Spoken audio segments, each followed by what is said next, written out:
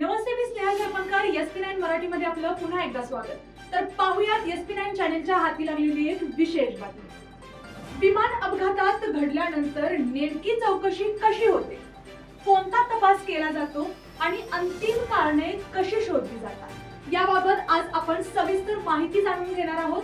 भारतामध्ये कोणताही विमान अपघात झाला त्याची चौकशी DGCA म्हणजेच नागरी विमान वाहतूक महासंचालय आणि AIB artificial accident investigation bureau यांच्या माध्यमातून केली जाते. ही प्रक्रिया आंतरराष्ट्रीय ICAO NX 13 नियमानुसार ठरलेली असते. पहिला टप्पा, अपघाताची तात्काळ नोंद. अपघात होताच स्थानिक पोलीस, एअरपोर्ट प्रशासक आणि DGCA यांना माहिती दिली जाते. घटनास्थळी तात्काळ सील केले जाते जेणेकरून पुरावे अधिक राहतील. दुसरा टप्पा, AAIB तज्ञ घटनास्थळी. AAIB ची विशेष तज्ञांची टीम घटनास्थळी पोहोचते. ते अवशेषांची पाहणी करतात. जळलेले भाग, जमिनीवरील खुणा, धडक लागलेली दिशा याची फोटो, व्हिडिओ आणि ड्रोन मॅपिंग केले जाते.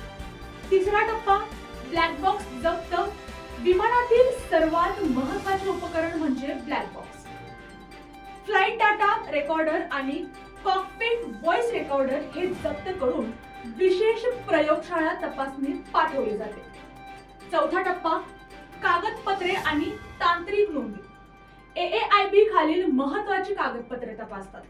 विमानाची मेंटेनन्स नोंद, एअरवर्थनेस प्रमाणपत्र, पायलट परवाना व अनुभव, हवामान अहवाल, ATC संवाद नोंदी, ऑपरेटर कंपनीचे SOP.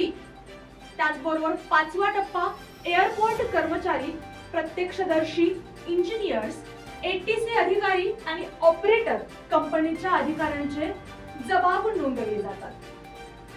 सहावा टप्पा, हवामान व रनवे परिस्थिती. त्यावेळेची विजिबिलिटी, वारा, ढगांची पातळी, रनवे लाइटिंग, नेव्हिगेशन साधने यांचा सखोल अभ्यास केला जातो. सातवा टप्पा, मानवी घटक तपास. पायलटचा निर्णय, थकवा, ताण, प्रशिक्षण आणि कॉकपिट व्हॉइस रेकॉर्डर मधील संभाषण यांचे विश्लेषण होते. आठवा टप्पा, तांत्रिक तपास. Engine control system, flaps, landing gear, इंधन प्रणाली यांचे तांत्रिक विश्लेषण केले जाते. गरज पडल्यास पार्ट्स निर्माता कंपनीलाही तपासात सहभागी केले जाते. नववा टप्पा, प्रिलिमिनरी रिपोर्ट.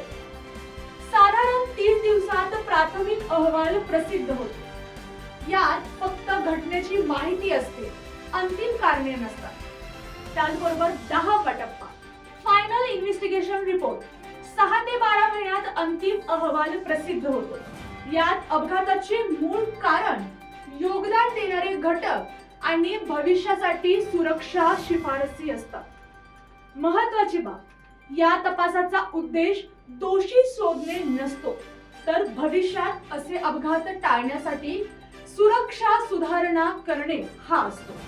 AAIB चा तपास तांत्रिक असतो, तर CID पोलीस तपास कायदेशीर बाजू पाहतो.